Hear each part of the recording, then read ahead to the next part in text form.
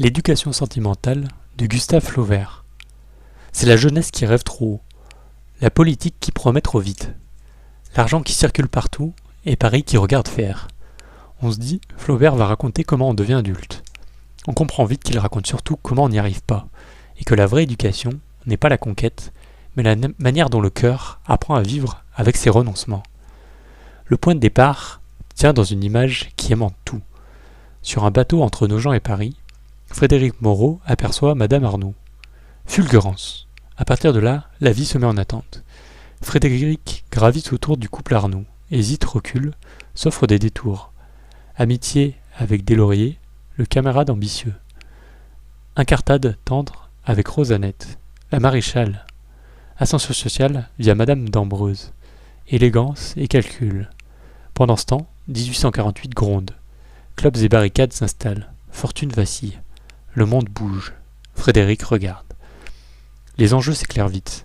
Flaubert dissèque la fabrication des illusions, amoureuses, politiques et artistiques. Peut-on aimer sans posséder, s'engager sans se raconter? Frédéric veut tout et son contraire, la passion absolue et le confort, l'idéal et les dîners en ville. La Révolution lui offre une scène, il choisit la loge. Et la sentimentalité s'entend alors autrement. Elle n'est pas faiblesse, elle devient gramme de rêve que la réalité érode chaque jour. On croit à un roman d'apprentissage, on lit apprentissage du possible, c'est-à-dire du manque. La grande force, c'est l'oreille de Flaubert. Le style indirect libre colle aux rêveries de Frédéric. Les gonfle, puis les crève d'une épingle ironique. Les scènes claquent. Réunions politiques qui virent au théâtre d'ombre, soirée chez les Dambreuses où la finance remplace la conversation, promenade avec Madame Arnoux, où un mot de trop suffit à casser l'élan. Émeute vue de biais, comme si l'histoire se déroulait dans la pièce d'à côté. Et ce final célèbre, la visite tardive de Madame Arnoux, cheveux gris, où l'on comprend qu'aimer peut consister à ne pas consommer, ou à ne pas oser. On pourrait reprocher à ce livre la froideur clinique, les personnages féminins parfois figés en surface de projection. Mais l'architecture tient, implacable. On pense parfois à Balzac pour les ambitions et les salons, aux illusions perdues, en miroir nard. Plus tard, Proust reprendra l'art des demi-teintes et des désirs empêchés. Aujourd'hui, on entend aussi nos propres injonctions à se réaliser. Nos vitrines sociales, nos carrières en équilibre, sur des sentiments mal nommés. Flaubert ne sermonne jamais. Il montre comment une époque se raconte et fabrique ses lâchetés. On revient au livre, au visage. Deslauriers, ami d'école, incarne l'action sans scrupule et finit, lui aussi, par rater l'essentiel. Arnoux, bonimenteur charmant, glisse d'atelier en faillite avec une bonhomie désarmante. Rosanette offre une tendresse concrète que Frédéric dédaigne pour un idéal qu'il excuse de ne pas choisir. Madame d'Ambreuse révèle le prix social de l'ascension.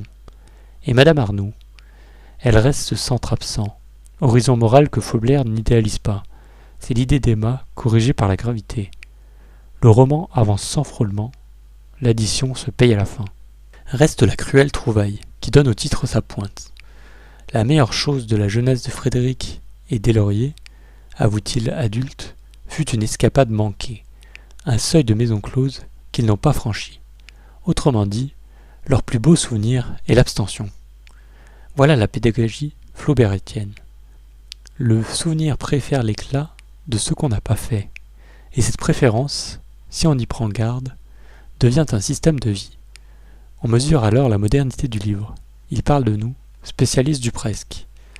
On croit y lire l'histoire d'un grand amour contrarié, on découvre le procès-verbal d'une existence vécue en marge de son propre désir. C'est sec, c'est juste et ça pique. La morale, s'il en faut une, tient en une phrase qu'on entend partout sans l'écouter. Ne pas confondre l'intensité des rêves avec la vérité des actes. Chez Flaubert, l'éducation est sentimentale parce qu'elle apprend le courage d'aimer, ou la franchise de s'avouer qu'on n'a pas osé. Retrouvez le lien pour commander le livre en version papier ou audio dans la description.